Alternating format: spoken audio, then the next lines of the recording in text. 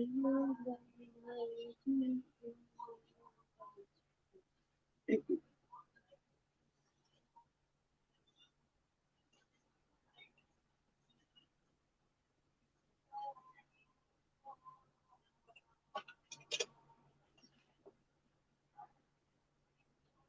Assalamualaikum warahmatullahi wabarakatuh. So untuk hari ini, untuk live hari ini kita akan menerangkan sedikit tentang adab-adab bermusafir. Okay, sebelum tu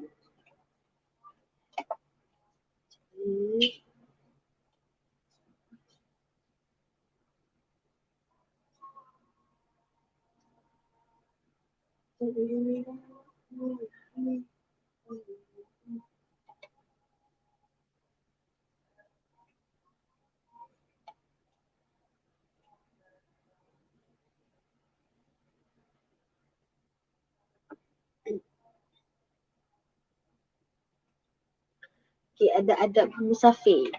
Okay, apa definisi musafir? Definisi musafir ialah pergi ke suatu tempat dengan tujuan tertentu melebihi 2 marhalah dari tempat asal. Okay, mana kata kita bermusafir, kita dalam bahasa Inggeris ya. Bahasa Inggeris dalam bahasa kampung saya musafir ni macam kita travel ke sesuatu tempat dengan tujuan yang tertentu melebihi 2 marhalah dari tempat asal. Contohnya daripada rumah kita nak ke bermusafir ke Johor Bahru, macam tu. So lebih pada 2 marhalah. Okay, next, hukum bermusafir. Hukum bermusafir adalah mengikut tempat dan tujuan setiap musafir itu sendiri. Contohnya hukum dia atas niat dan juga tujuan seseorang yang bermusafir itu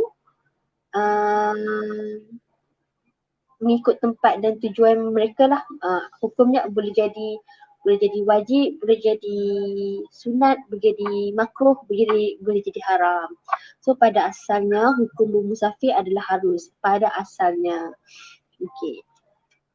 So hukum mengikut seseorang yang bermusafir. Yang pertama, ia jatuh wajib jika seseorang yang bermusafir itu berkemampuan bermusafir ke Mekah untuk menunaikan ibadat. Contohnya, jatuh wajib bagi seseorang umat Islam yang berkemampuan dari segi kewangan dan dari segi kesihatan, yang berkemampuan bermusafir ke Mekah untuk melaksanakan ibadah. Contohnya melaksanakan ibadah haji ataupun umrah. So jatuh wajib lah. Okay, yang kedua adalah hukumnya jatuh sunat. Sunat apabila niat dan tujuan kita sebagai seorang musafir ini bermusafir untuk menziarahi keluarga, saudara mara ataupun waris. Contohnya kita daripada Sungai Tani, kita bermusafir untuk menziarahi keluarga kita, saudara mara kita ataupun waris kita di Melaka contohnya. So hukumnya itu sunat. Yang ketiga, hukum harus bagi musafir di mana-mana sahaja tempat yang diharuskan syarak. Contohnya hukum harus ni jatuh apabila seseorang musafir nak bermusafir ke mana? Bermusafir ke Perak contohnya untuk tujuan melancong. Jadi kita haruslah Numan kan? Dia tak jatuh wajib. So itu jadi jatuh hukum harus sebab dia punya niatnya adalah untuk melancong bersama keluarga. Okay, yang keempat, hukum jatuh makruh jika bermusafir tanpa tujuan dan matlamat yang baik. Mana kata? Contoh tak ada okay, contoh paling mudah ya jatuhnya hukum makruh ni bila seseorang tu bermusafir tanpa tujuan. Mana kata dia pergi sana tu tak ada hanya tuju. Okay, dia pergi KL tu contoh daripada Sungai Tani, daripada Kedah pergi ke KL tanpa arah tuju, tanpa perancangan, tak tak ada niat pun dia pergi tiba-tiba sampai macam tu. So itu jatuh hukum makruh sebab tak ada kata apa, tak ada tanpa tujuan dan matlamat yang baik. Contoh paling senang, paling mudah. Saya drive daripada Sungai Tani sebab saya drive daripada masuk highway daripada Sungai Tani ni straight terus ke KL. Lepas tu saya rasa macam nak tengoklah club malam. So itu ada jatuh makruh. Tapi saya tengok je, saya tak masuk. Macam tu contoh. Okay, dan yang kelima, hukumnya haram bagi bermusafir dengan tujuan melakukan maksiat. Yang ni haram, jatuh haram bila contohnya seseorang adalah orang bukan daripada sini lah, daripada Zimbabwe tu. Dia bermusafir datang ke Malaysia untuk dia pergi Kuala Lumpur sebab dia nak masuk klub yang paling terbesar tu. So itu jatuh hukum haram sebab dia bermusafir dan memang niat dia pergi ke Kuala Lumpur tu untuk nak masuk klub malam. So itu dah jatuh hukumnya haram. Dah. Okay, next. Adab bermusafir. Yang pertama sekali, sebagai umat Islam kita ada adab lah. Sama juga dengan orang Melayu. Orang Melayu yang seperti yang kita tahu tinggi adabnya. Sama juga dengan sebagai seorang umat Islam. Okay. Yang first sekali adab bermusafir adalah memohon petunjuk Allah Subhanahu Wa Taala sebelum bermusafir. Contohnya sebelum kita nak startkan sesuatu perjalanan yang jauh, contohnya pergi nak ke Kelantan, kita mohon petunjuk pada Allah, kita startkan mulakan perjalanan tu dengan doa musafir lah, doa naik kenderaan semua. Yang kedua, melantik ketua jika perjalanan melebihi 2 orang. Selalunya macam dalam satu family ni, ayah lah kita lantik sebagai ketua perjalanan, contohnya untuk menguatai doa sebelum nak memulakan perjalanan. Yang ketiga, disunatkan melakukan solat sunat. Dan yang keempat, dilarang melakukan kerosakan. Yang nombor 3 ni solat sunat apa Nokman? Solat sunat musafir. Yang nombor 3 ni disunatkan melakukan solat sunat musafir. Untuk niat solat sunat musafir kita boleh Google. Boleh Google lah. Ataupun boleh je niat dalam bahasa Melayu, tak ada masalah. So, kita buat sebelum mulakan perjalanan, kita solat sunat 2 rakaat. Dan yang keempat adalah dilarang melakukan kerosakan.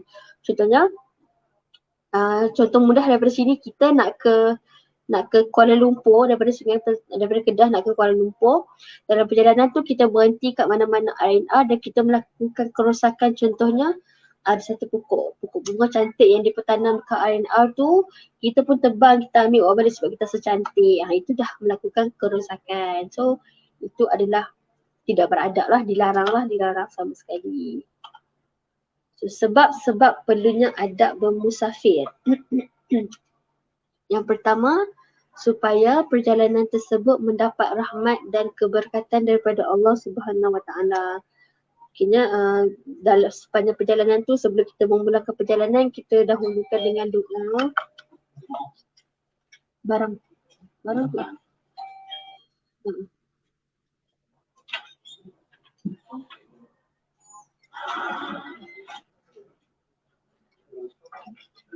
Okay, supaya perjalanan tersebut mendapat rahmat dan keberkatan Allah Subhanahu Wa Taala. Contohnya, apabila kita memulakan perjalanan, kita baca doa sebelum doa naik kenderaan, doa musafir, insya-Allah kita di dalam rahmat dan dalam lindungan Allah, macam tu insya-Allah.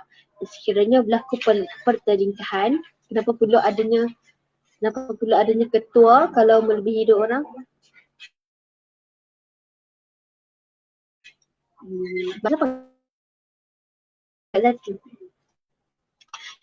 Sekiranya berlakunya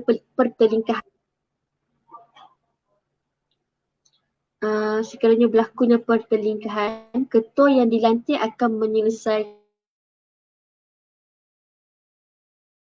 sedikit perselisihan faham. Itulah sebabnya kenapa kita perlu melantik salah seorang ketua dalam perjalanan tu. Dan ketiga, supaya tidak berlaku kerosakan alam, keindahan dan kebersihan alam dapat dipelihara. Itu contoh yang saya bagi tadi.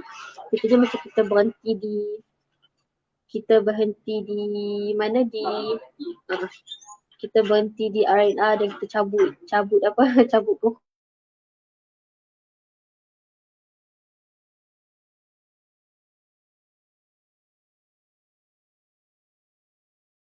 Ada. Okey.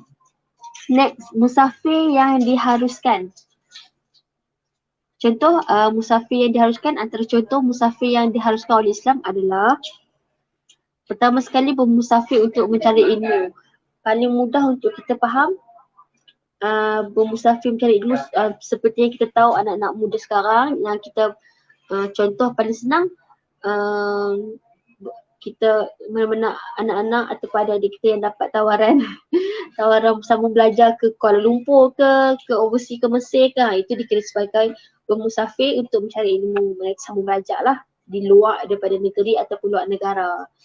Dan yang kedua, bermusafir untuk mencari rezeki halal. Contohnya kawan kita duduk dekat Kedah tapi dia pergi PKL untuk kerja di KL. So itu maknanya bermusafir untuk mencari rezeki halal. Yang ketiga, musafir yang diharuskan adalah bermusafir untuk menziarahi keluarga. Contohnya balik kampung, jumpa makcik, pakcik, tok ngah, mak ngah, macam itulah. Dan yang keempat, bermusafir untuk memenuhi jemputan. Contohnya, ini selalunya contoh mudah.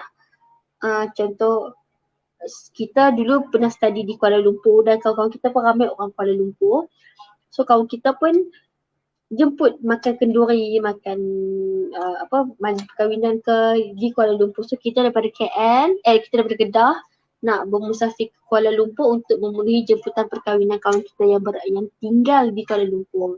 Itu antara musafir yang diharuskan lah. Okay. Next. Kelebihan orang yang bermusafir. Yang pertama sekali dapat melihat dan merasai iklim serta alam semula jadi. Ini khas untuk orang-orang yang contohnya orang Malaysia yang sambung study di overseas, di mana, di UK, di London, di sanalah di overseas. So dia dapat tengok sebab kat Malaysia ni kita tak ada musim sejuk. So bila dia pergi musafir ke sana, so dia dapatlah merasai iklim yang baru, alam semula jadi yang lain yang tak sama dengan apa yang ada di Malaysia. Dan yang kedua, menambahkan ilmu pengetahuan.